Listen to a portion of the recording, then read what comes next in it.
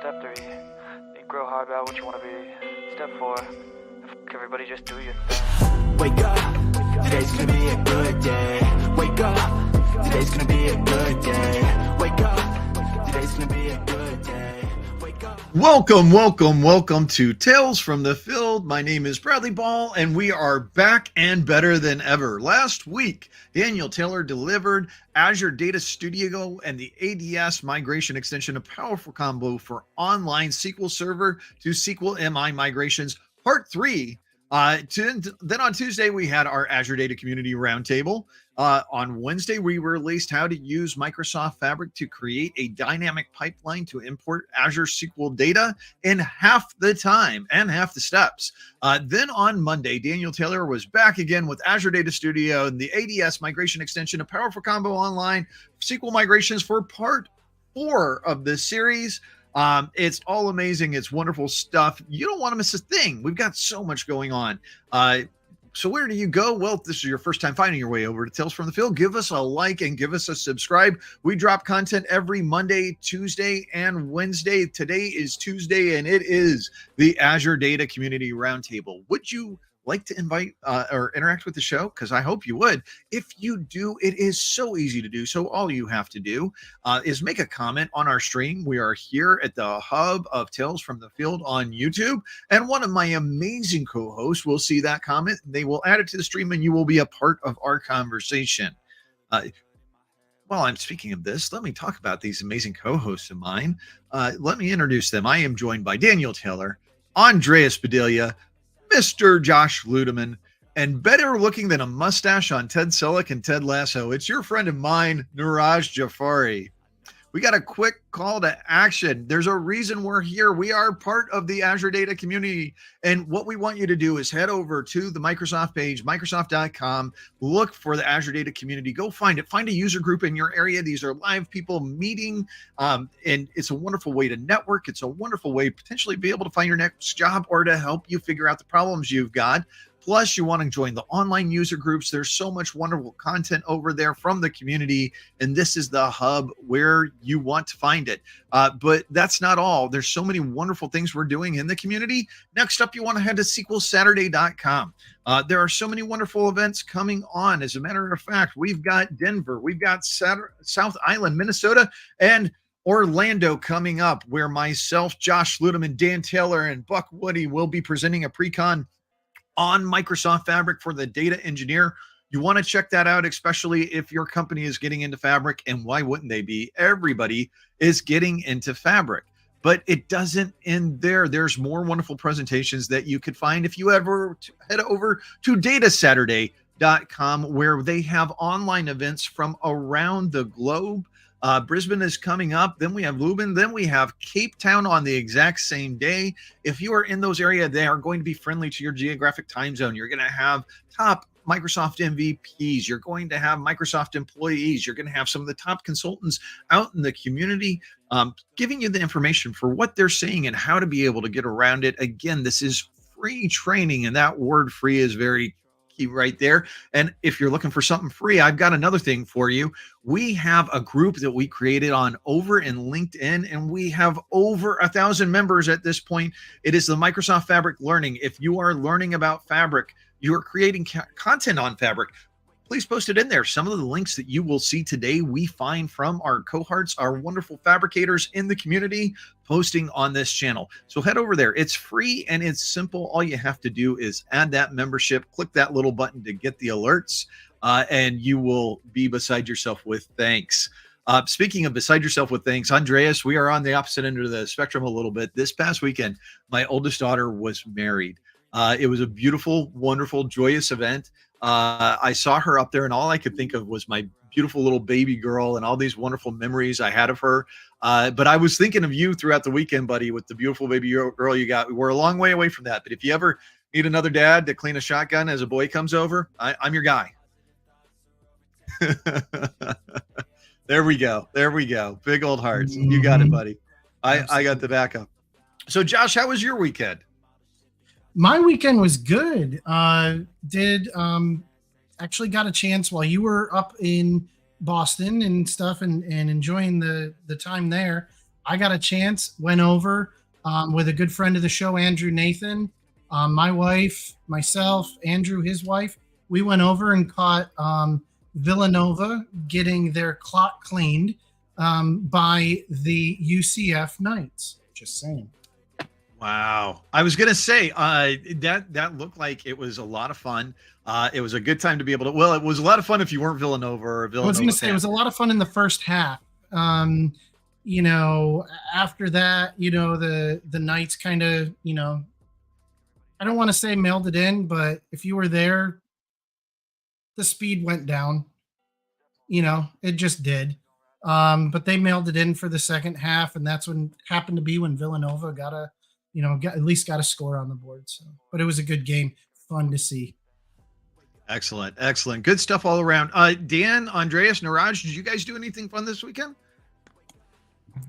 Just celebrating the kiddos. I know we went to Disney a couple, but his official birthday was Monday, so cooked them some nice food, hung out with grandparents, watched the USF Bulls almost beat Alabama, but it didn't happen. It's 17-3, but it was a good game by the Bulls. So nice to see Florida teams doing well. I was going to say there was a point in time they were right in there, and I was like, I have no idea if the USF Bulls are that good or if Alabama is just really not that good this year. I think it's the second. Brad, I got one more thing I forgot. Something they announced at the game, and I forgot to talk to you about on Monday when we caught up. For the game at UCF on October 28th, that week after, y'all are here on Tales from the Field, we're going to have some cool shorts coming because the one and only DJ Diesel Shack is doing the pregame DJing prior to the game against West Virginia on October 28th. So, yeah. That's going to be a fun game. I am excited for that. I'm tailgating for that one. Already, you know, as soon as that came up on the board, looked at my wife, said, just so you know, we'll just go to the game on time, find an Uber to take the kids if they got something to go on. Good reason to pay my in, cancel any appointments you got. Shaq Diesel. That's where we're going to be watching DJ Diesel. Just do it. I was going to say, as a matter of fact, I'm not driving cross town to your house. I'm going to Uber over because I'm just Ubering back because that sounds like that's going to be too much fun for me to want to drive. Or just plan on not going home until Sunday. Just I like that. I like that plan as well. Pack a bag and send the kids to bed because it's time for the adults to have a little fun. Speaking of a little bit of fun, it is always fun when I get to look at some of the information that we are bringing from the roundtable, from the creators in the Azure Data community for the Azure Data community to highlight this. And this person always delivers on the fun. And you know who I'm talking about. I'm talking about the one, the only Mr. Neeraj Jhaveri. You're up first with Fabric capabilities. Everything you need to know about what's new and what's coming. Thanks, Brad, and congratulations for becoming a father-in-law. I know it's a big thing. Anyway, Fabric, just as we march towards the GA timeframe, the capacities are coming in. These were questions asked by customers. What is how to buy capacity for Fabric? So what the capacity would involve, universal compute capacities that is going to be coming in, how you can buy it up, what are the different SKUs that you can buy it up when the 60-day trial period goes off, and then what are the basic things that you will be knowing, right? I mean, bursting and soothing is one of the biggest thing, right? I mean, if you have queries that might, like if you bought a 64 core thing, but you require a broader thing, you can bring it up for a small period of time and bring it down, which is like bursting in there, or soothing it up. Like if you want to run a query in a very quick second, you can smooth it out and get it done in a very quicker way. Also, one of the best thing that has come up is the announcing the data warehouse usage reporting capacities, right? I mean, the metrics and all of them. So that is one of the things just started coming into Fabric. If you go to your Fabric environment, you can see what you have used up and all the stuff. So this would give you insights how you're using or how you're doing with your capacities on Fabric part of it.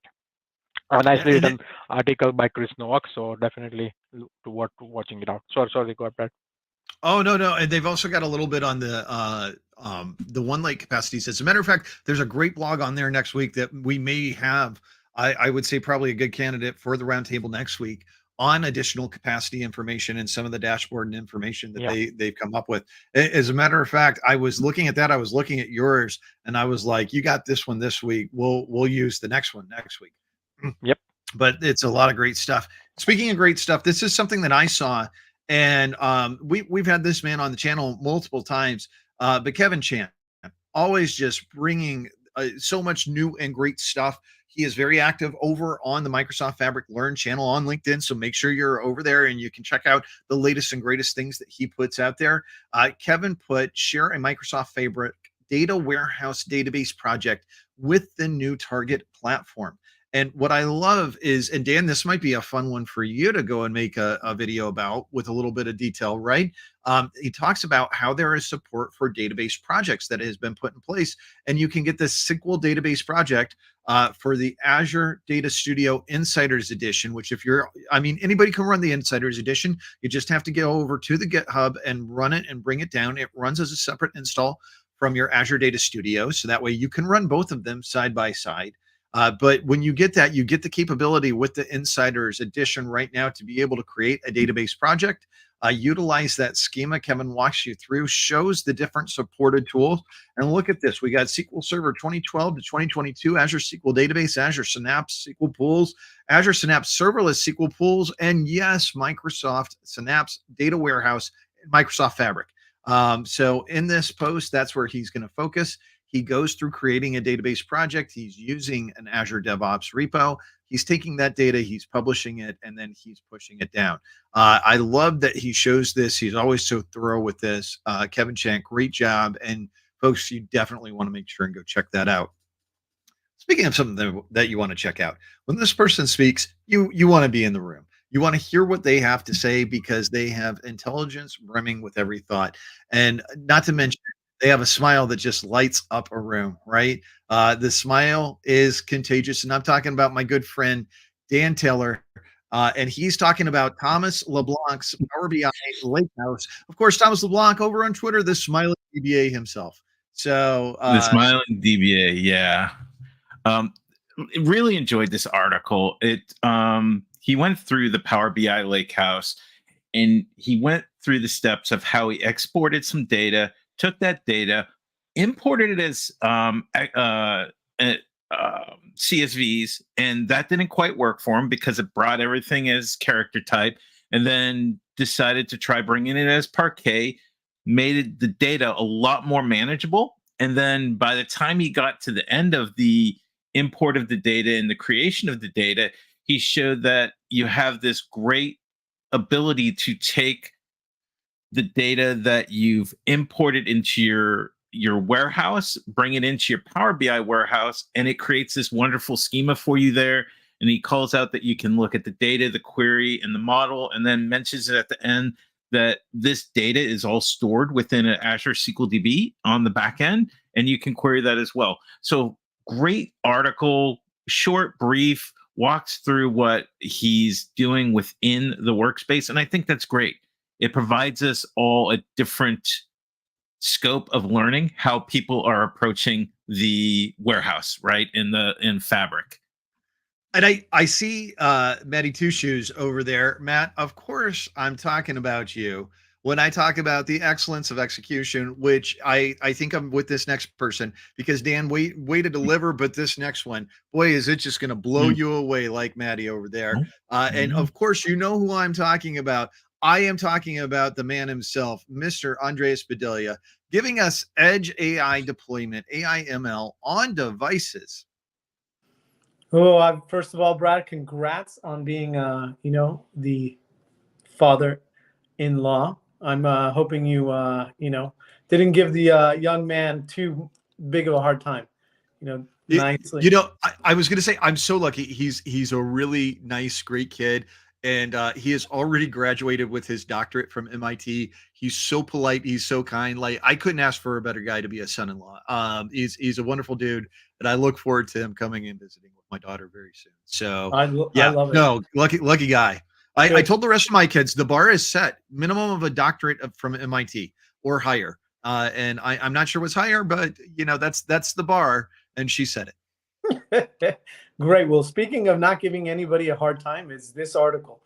What I love about them, this Edge AI deploying AI ML on devices, even though it was written in 2021 by Mala Biswas, still very relevant, still a great article. What I loved about it is that it talks to us about what do customers they want. They want low latency, they want privacy, they want reduced costs, and they want it on the edge. They want to be able to put all that know-how on a device on the edge for those reasons. He talks about a little bit about the hardware considerations that you want to keep in mind. But what I really love at the article about this article is all the way at the bottom. He tells us about what are the following factors needed to be considered while designing an Edge AI solution. And he talks about model design compression, our algorithm choice, and device considerations. And you don't see that much in some of these articles out there, that are saying, what do I have to juggle when moving a model to a device out on the field? And compression is one of those factors that we rarely see in these types of articles, and that's why I loved it. A+ for this. Absolutely. A+ all the way around. I love it. It's good stuff. Betty, of course, we're talking about you, all right? We're talking about all the wonderful folks that we've got out there. And thank you to you if you're watching this live, if you're streaming this after the fact. Please know we appreciate you. And the man next that I'm going to toss this over to, I always appreciate him. I appreciate his insight. And this was an exceptionally cool insight that he's sharing this week. Of course, I'm talking about the one, the only, the hat-wearing Mr. Josh Luedeman, with Azure Docs Copilot, a generative AI app for searching Azure documents. Josh, what do we got going on here? So this is actually a great article. Gaurav put it together, and it really walks through an open source project that he is starting to put together that basically gives you a copilot that you can use natural language to go ahead and search Azure documentation.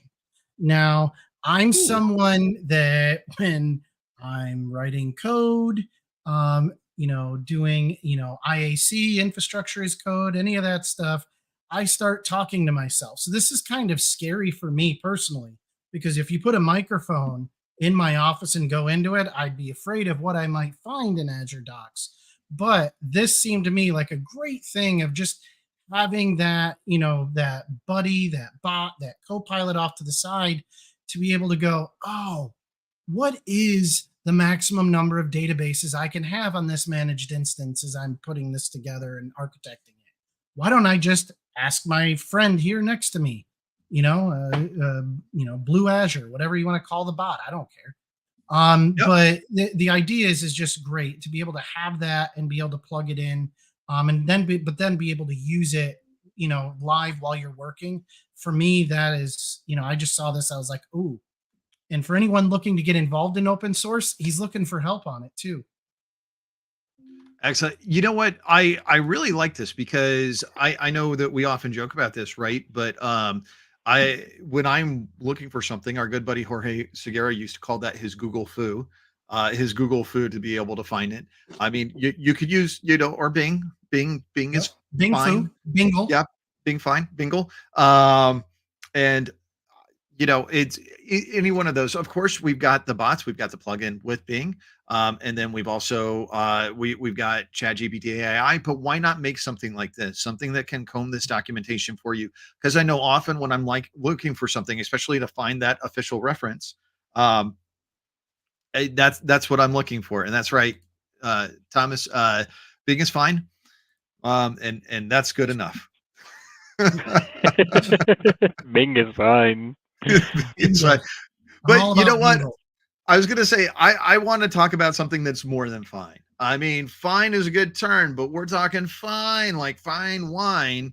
We are talking about the one, the only Mr. Neeraj Jhaveri, who is up next with announcing general availability of SQL database hypercell, short-term backup retention up to 35 days. Be still my beating heart, Neeraj. I mean, this is from our good friend Just Schultz, who we've had on the show before and interviewed.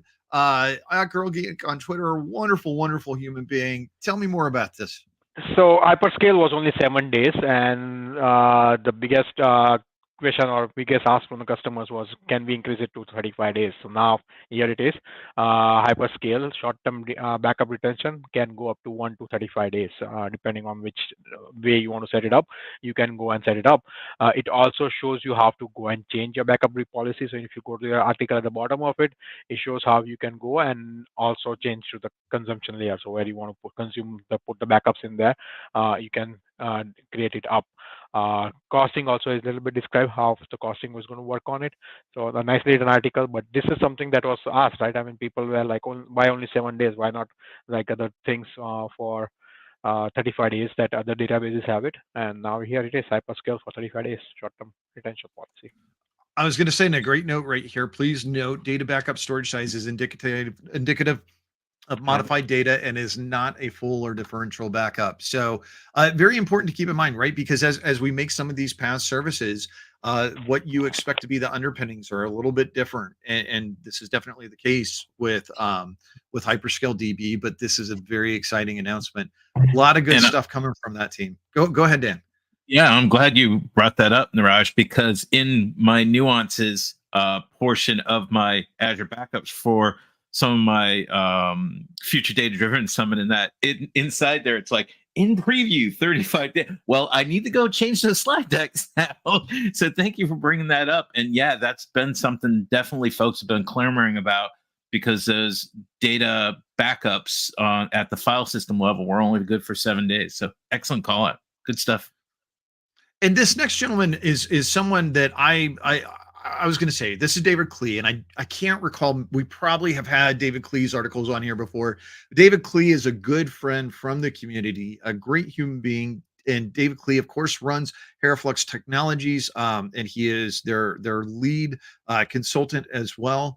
He's a VMware expert. He's a Microsoft MVP. And one of the things he covers in data platform SLAs, it's a conversation that we've all had before, that we have to have with customers, or that we've had as DBAs at previous places that we've worked, but it's incredibly important. He defines an SLA, a service level agreement.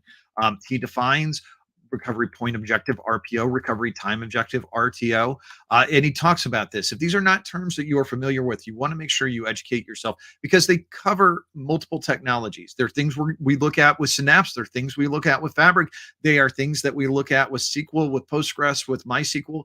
But of course, he's focusing on one of my great loves, SQL Server, right here. And the thing I would say is, if you look at this, he's talking about the different technologies that are in place, what your recovery point objective is, what your recovery time objective is with these, and then for asynchronous availability groups, failover clustering, log shipping, backup replication, storage replication, a lot of great stuff. Also, just infrastructure with the VM level replicate. David is a consummate professional, very, very smart man. And this is a wonderful article, especially if you're looking at these, because whenever you're with an organization, whenever you build an architecture or a product, you want to make sure that you have the conversation. What are these levels, so you understand them? And they're not always very widely defined. And so that makes them extra important. And when I think about this next stuff, I think about two people who are extra important to me. And of course, one of them is on this channel about to present. The other one is the subject of what we are about to present. And of course, I'm talking about Mr. Daniel Taylor, talking about Mrs. Karen Lopez. Miss Karen Lopez is a data platform MVP, has been for quite some time. We've had her on the channel a couple times for some of the interviews that we've had, and she has great content. This is how to use Microsoft Defender for SQL, data classification, data masking to secure your data on Azure. Dan, tell me more about this. Yeah, no, Karen is all about protecting your data, right? Designing your data properly. I mean, it's one of the people I go to when I need to speak about data modeling, because just a professional at that, but also talks about protecting your data, backing it up, restoring it, most importantly, but also about what we can do to keep the bad actors out there from accessing our sensitive data. Yes. So Karen talks about Microsoft Defender, what we can use it for, what we can use it for to mitigate threats. Then talks a little about using it for data classification, right? And to identify, label, and sensitive data using Defender. We can also plug it into Sentinel, right, to get some reporting in that. but also she talks about, sorry, I skipped ahead there. I forgot that one of the most important parts was the data masking to limit data exposure, right? We know that you can get around data masking, but it's still good to have, right? Because if I'm an end user and I'm pulling up your account, hey, I want to look up what my security is, or my credit score is, somebody can look it up without getting my whole social security number. And this was one of the coolest parts here. Karen and Tom, who I have an article on coming up, are both presenting at Live 360. Karen provides a register now code here, and there's apparently some early bird. I don't know. This article came out on the 8th. Don't know if it still applies. But if you want to learn more in depth about data, protecting your data in that, Thomas and Karen have I guess it's a pre-con, an all-day session. I'm not sure what they call it at Live 360. Well, so there's two different things. They look like they have the hands-on lab. That would be on Sunday this year. The pre-cons are going to be on Monday. Then the conference begins in earnest on Tuesday, and we have regular sessions Tuesday, Wednesday, Thursday, and then there are post-conference sessions, equally important, on Friday. So depending on how people want to spend it, there's a lot of days and a lot of learning that they've got the opportunity to do. And you can see that link right there, aks.ms/live360. That'll take you right over to the pre-con that myself, Josh Luedeman, Neeraj Jhaveri, and Buck Woody will be presenting at Live 360. More on that as we get to the wrap-up portion of the show. Yeah. But is there a better way to spend a Friday than learning data? Just saying. No, none at all. None at all. No, and if you haven't signed up, sign up for today. If you're in the Orlando area, there's some great ways you can convince your boss that you should be there. Right. And Live 360 is an incredible event. So, and even easier ways to convince your wife or significant other that they should come with you, because it's Florida in November. Done. Well, we're talking about incredible. And of course, if I'm thinking about incredible, I'm thinking about this next man. I'm thinking about the one, the only Mr. Andreas Padilla, with powering the next generation of digital operations with Windows, IoT, and Azure Kubernetes services. Andreas, take it away. I know that's a mouthful right there. It's, but we do have to create a t-shirt for all of us and just plaster Captain Incredibles on the front. Just saying. But this article, I digress. This article, great article, puts this great bubble of the convergence of OT and IoT back on our doorstep, back on our, up to the surface. What we're talking about here is we start mentioning in this article, what do we want out of operational technology? Companies in manufacturing, utilities, transportation, they want to be able to operationalize all these devices, all the data, put it closer to the edge, i.e. my last article. But they need some way to operationalize this and control it. Microsoft's putting a lot of effort and investment in this area, and they're doing it by offering us some great services and solutions through Arc, through Azure Kubernetes Edge, through Windows IoT, in order to tap into those devices, control those devices, make sure that they're secure, make sure that I can do edge computing, make sure that I can scale out. That's what Arc is doing. That's what Windows IoT is doing. That's what AKS Edge is doing for us. Look for these types of services to help us in this tidal wave of need of solving these types of problems for companies. Man, there's going to be a lot of solutions that come out of these types of services. Absolutely. I love it. It's exciting. I always love how you have a theme to what you're doing too, buddy. Speaking of a theme, right? We're talking about somebody who is put together. They're classic. They look good, and they always have these things planned out. Of course, I'm talking about Mr. Josh Luedeman with Get certificates with Azure Key Vault extensions to your Linux VMs. Josh, what do we got here? Yeah, so this was just a great article from actually one of our colleagues in Fast Track for Azure, Jose Moreno. He's on our team out of Europe, and really just walks through how to use the Azure Key Vault extension and things like that to use keys with your Linux VMs. It talks about whether or not the Key Vault's the only option, gives you all the CLI commands, which is predominantly what customers who are using Linux VMs they're more likely to use the CLI than even install PowerShell, even though PowerShell is open source and does run on Linux. But he walks you through the entire process. For me, it's just, again, featuring another one of our great coworkers who are really deep in Azure, and bringing that to the forefront, including the GitHub repo where all that is there. Well, and it's a fantastic blog, and it's wonderful stuff, and I love how detailed it is. And if you're looking to do this, he's got everything in that repository for you to be able to get there. And when I think about wonderful stuff, that gets me to the next level. Of course, I am thinking about this next person and what they're presenting. As a matter of fact, the second I saw this, I opened this up and I read this in full because of what I'm planning to do with our next video that we drop tomorrow. And of course, I'm talking about the one, the only Mr. Neeraj Jhaveri, because only he can inspire like this, revolutionizing SQL queries with Azure OpenAI and the Semantic kernel. So the DBS on the call, Brad, Josh, Dan, are you tired of writing SQL queries? If so, this is your place to go. Read this article. So OpenAI and Semantic kernel can combination with the architecture followed if you write it up. Whatever your natural language will be converted to a SQL query, and you can just execute your queries just doing the same way. So if you want to try that out, and look out the video that Brad just mentioned, if you want to try it out as a DBA, and if you're tired of writing it up, this is how you can write, just speak in your natural language, and it will convert that query into a SQL query and execute and get you the results. You had me at, are you tired? No, but I absolutely love this. And this looks really cool. This is something that I want to play around with because I really want to understand this. It shows you how to create the folder structure.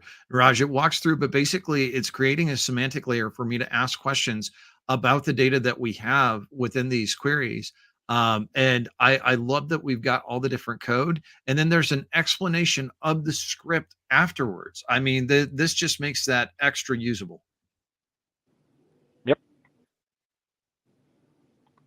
Wonderful stuff. All right. Amend a few words. Yep. I love it. Speaking of something else I love, the second I saw this, I knew this was going to be one of those links that I used. So I've got Haroon Lagos, of course, over at that blue cloud, calling durable functions from Fabric pipelines. Now, the first question that you may have is what is a durable function? And a durable function is a function that operates asynchronously underneath the covers, utilizing its compute, but not making your pipeline spin on that compute specifically. But one of the things you do have to do is when you set this up, and he gives some really interesting information, he gives a GitHub for you to be able to do a repo just like that using a durable function. So for example, let's say I want to go to a website, I want to get some data, maybe I'm calling an FTP or something like that. I'm looking for data to download, but I don't want my pipeline to compute spinning, waiting on those objects to download. Maybe I want to offload that to an Azure function and be more cost effective with it. Well, that's what we're doing here. And he walks through the process of using the code in that GitHub repo. He walks through calling the function, and I thought it was important from an identity standpoint. He says you have to use the key and the URL. Right now, it doesn't support Azure AD authentication or service principals. Walks us through this, and then he also walks us through how we get the status of the Azure function so that we can see that it's run, we get a success on it, and we make sure that we're running and that we know everything is complete. And really good stuff. But was a fascinating article. Speaking of fascinating, this next one, I was going to say, once again, two of my favorite people on this planet. And not only that, it involves something that I really like to drink as well. At least that's what I think we're talking about. Dan, give me an explanation. What do you got going on with Mr. Thomas Larock and the wine wheel? It kind of fits into a couple conversations I've had recently with Mr. Luedeman, boss man, and yourself, Brad, and some of the things with OpenAI and, this generation where we're coming. And basically, this is the wine wheel, and it's not the wine we drink, unfortunately. It's us whining as technology people. And this was really funny because this article is cynical, insightful, and humorous all at the same time. And what would you expect from Mr. Larock, right?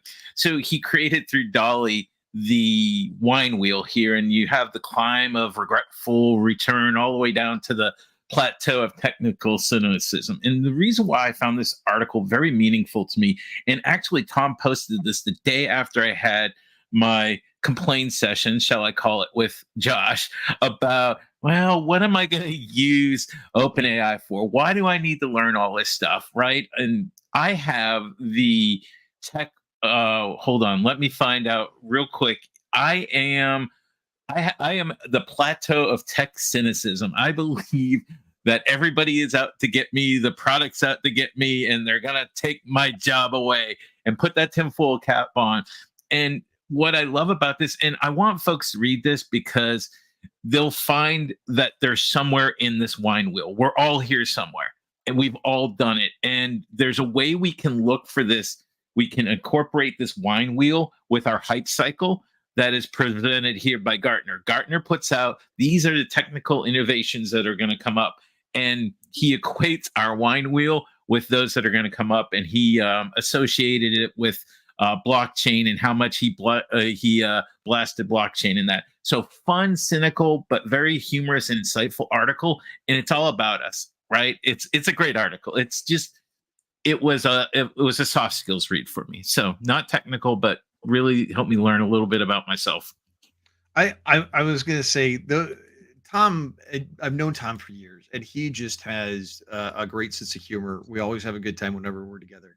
I saw that. That looks like a fun read. And look, we've got so many wonderful technical articles that we've covered this week in the roundtable. You need a fun read, and you need a little bit of humor.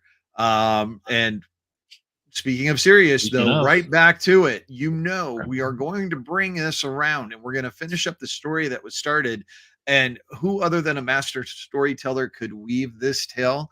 Well, it's the one, the only, Mr. Andreas Padilla, finishing things up with introducing vision models and Azure Machine Learning Model Catalog. I'm not bringing up the rear. Josh is bringing up the rear. You know, I wouldn't be an anchor man but third out of the team is good. Now, what are we talking about here? Vision models, off the shelf. Hey, I want to go to CVS and just get some chips. I want to get, a pre-made salad. Beautiful.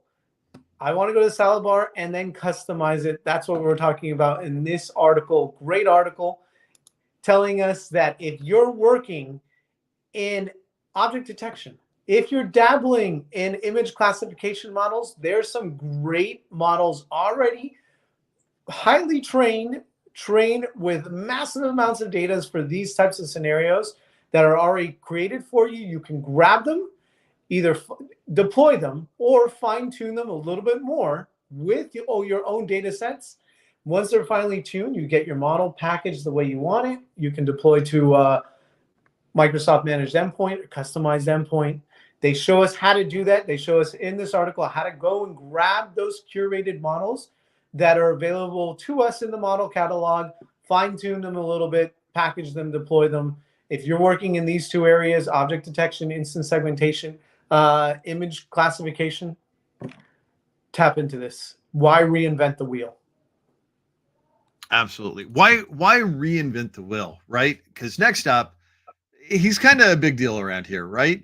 He is the one and the only, Mr. Josh Luedeman, bringing us another big deal, one of my favorite human beings on this planet, Mr. Buck Woody, with creating your best presentation, a speaker workshop by Buck Woody.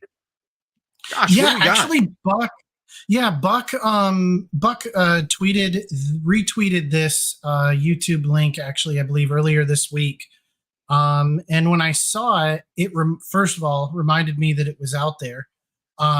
But I thought it was valuable to share because right now we're coming into conference season. And I know at least for me, conference season was when I started to get inspired and think, oh, maybe I'll start, looking at presenting and things like this.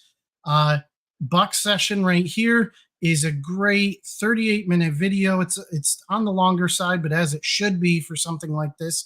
And he walks you through how to create your best presentation, how to deliver even 5-minute presentations, on the fly, talking about really organizing your thoughts, flow, how to present it, all kinds of information.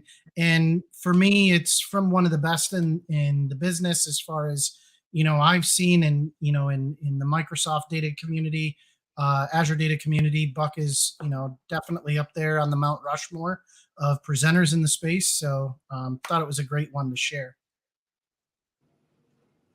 I mean, yeah, Bucket's just so smooth. His keynotes and everything, you look at him and you go, man, you are a smooth operator. It's just, yeah. And I'm actually going to throw in a bonus. Bucket's a legend in this industry. Go ahead. I was going to say, I was actually, you go ahead and talk about Buck, and then I have something else to add on after, unrelated to Buck. Go ahead. No. Go ahead, because we're going to hit this and then the wrap up. Go for it. All right. Actually seeing Maddie in today's stream inspired me to bring one more link out. So call it a bonus. I'm just going to throw it in the comments once the video posts. But it's a web framework Maddie featured on his stream on Twitch last night. And it's a web framework that's open source, low code web application server that you can create full web applications writing only SQL queries. Interesting. Very interesting stuff. Well, it is. I was going to say, Josh will throw that in. It also feel free for that to be something you use maybe next time. I'm just saying, get a link in early, right? Help me out. So here we are at the wrap up. There's a couple things to remember. Next week is Future Data Driven Summit 2023. Who's presenting there? Well, me and Josh are presenting, and Andreas is presenting, and Neeraj is presenting, and Dan Taylor is presenting. And we have more colleagues on our team. I want to say Bob Ward, Buck Woody, Davide Murray, so many wonderful presenters from Microsoft. And there's even more than that, plus wonderful MVPs from the Azure data community will be presenting at the Future Data Driven Conference. It is free. I'm going to say that one more time. It is free to sign up. So make sure that you go out and get that. You know what? We should add that to the header. That'll be something that we add to the header, and we'll make sure we'll do it for next week. So that way you can go out and you can register for Future Data Driven 2023. You're not going to want to miss this. Again, it's a full day event, and there's 5 different rooms. Go and check out those different sessions that you want to watch. And then Josh, give it to me quickly. Where are we going to be in November? My gosh, Brad, we are going to be on the luscious and lovely grounds of Universal Studios Orlando at the beautiful, picturesque Lowe's Royal Pacific Resort and Conference Center. That's right, ladies and gentlemen. Where else would you rather be the week before Thanksgiving than in Orlando, Florida? The temperatures are going to be great. You've got the theme park right there. Bring your wife, bring your kids. When you're done learning for the day, bring your husbands, bring anybody who's in your family. Come in here and or leave the kids at home. Whatever you want to do. They have babysitting services. Maybe they just come out and have fun with us tonight. Let's put a disclaimer on there. Make sure you have babysitting services. Don't leave them in a parked car. No. Don't leave the kids alone, right? But if you were looking for a family-friendly event or something that you could bring a partner to, this is a wonderful event. Go and have a great time. You, as a conference attendee, your hotel is the Lowe's Royal Pacific Resort, and your room key is a 2-park pass for Universal Studios and Adventure Island. I mean, so you can't miss. Go in there. You're not going to be standing in lines. Of course, Sequel Saturday Orlando is coming up in October, the first week in October. We're only 2 or 3 weeks away, so you want to make sure and go and register. There's still a little bit of room available for the pre-con Microsoft Fabric data engine, a full day for the data engineer. So that way we understand for our data platform folks, how do we get into Fabric and how do we utilize it? And then, of course, tomorrow we're going to drop more content. We've got our roundtable coming next Tuesday. If you are making content in the community, we would love to hear from you. Make a comment on the channel. Hit us up on LinkedIn. Hit us up on Twitter. We would love to feature your content and feature the good things you are doing in the community. Gentlemen, anything I'm not thinking of that we need to cover? I think we have a bonus next week. We have a Fabric September update next Tuesday at 9:30 p.m. EST. Neeraj, good. That's right. Myself, Neeraj Jhaveri, Bradley Schapp from the Fabric Cat product group will be live, and we will be featuring the updated information for the past month for Microsoft Fabric that we have, and we will be doing live demos. Hopefully those work out a little bit better for me than last time. Is it chock full like the last one? Because the last one, it was end to end full of goodness. That's going to be my hope. I was going to Yep. say, yeah, definitely chock full of nuts. All right. Thank you so much for joining us, everybody. Have a great week and take care out there. Goodbye. Bye, everybody. Today's gonna be a good day. Wake up. Today's gonna be a good day. Wake up.